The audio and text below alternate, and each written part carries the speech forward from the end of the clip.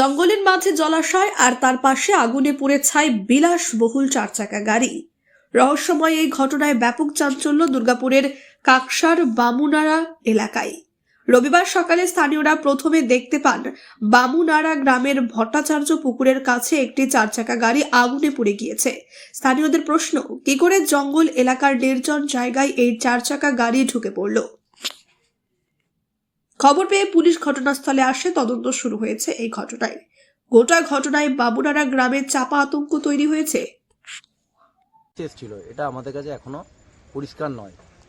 আর আমাদের এই বামুনাড়া গ্রামে দিনে দিনে যেভাবে জনসংখ্যা বাড়ছে, বহুতল আবাসনগুলিতে কারা আসছেন, কারা থাকছেন এবং বিভিন্ন জায়গা থেকে কারা আসছেন, কাদের মদতে আসছেন, এটা আমাদের কাছে একটা প্রশ্নচিহ্ন হয়ে দাঁড়িয়েছে। মাত্র খবর পেলাম যে রাত্রিবেলা একটা গাড়ি এখানে ঢুকেছিল, ঢুকিয়ে সেটা আগুনে সম্পূর্ণরূপে ভস্মীভূত হয়েছে, আমরা দেখতেই পাচ্ছেন। আমরা এই খবর পেয়ে জাস্ট দেখতে এলাম আর কি, দর্শক হিসাবে আমরাও দেখতে এলাম। কি গাড়ি এটা? আর মনে হচ্ছে জিপ গাড়ি বা থর গাড়ি বলছে। আচ্ছা, তো পুলিশ এসেছিল? হ্যাঁ, শুনলাম যে পুলিশ এসেছিল, দেখে গেছে। বলছি চিন্তা বাড়ছে আপনাদের? হ্যাঁ, চিন্তা তো বাড়ছেই। গ্রামে এরকম ঘটনা তো আগে কোনদিন ঘটেনি। যত দিন যাচ্ছে নতুনত্ব আমরা ঘটনা দেখছি। কারা ছিল?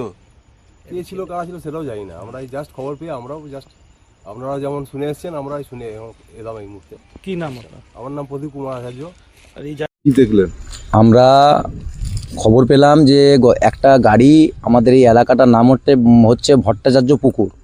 এটা পুরো একদম জঙ্গলের দিকে, গ্রামের শেষ প্রান্ত একদিকে। তো এখানে গতকাল রাত্রে নাকি একটি গাড়ি আগুনের জ্বলে পুরো ভস্মীভূত হয়ে গেছে, ছাই হয়ে গেছে। মাহিন্দ্রা থার গাড়ি দেখা যাচ্ছে এবং একটি ছেলে এবং একটি মেয়ে শোনা যাচ্ছে গাড়িতে নাকি ছিল। এবারে তারা এত রাতে এখানে কি কারণে এসেছিল, তারা কি উদ্দেশ্যে এসেছিল বা কী কাজের জন্য এসেছিলো সেটা আমরা এখনও জানি না। পুলিশি তদন্তে হয়তো আমরা জানতে পারবো।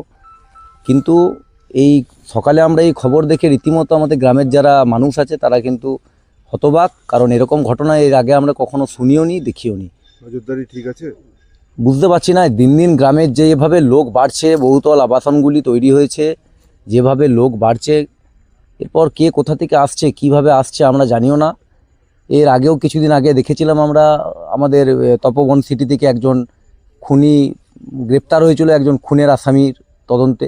তা আমরা এরকম প্রতিদিনই ঘটনা শুনছি, কিন্তু আমরা রীতিমতো আমাদের গ্রামের যারা মানুষ তারা কিন্তু আমরা চিন্তায় বাড়ছে আমাদের, কারণ এইভাবে যা ঘটনা দিনের পর দিন ঘটছে এতে আমাদের চিন্তা কিন্তু বাড়ছে। কি নাম আপনার? সুভাষিস মুখার্জি।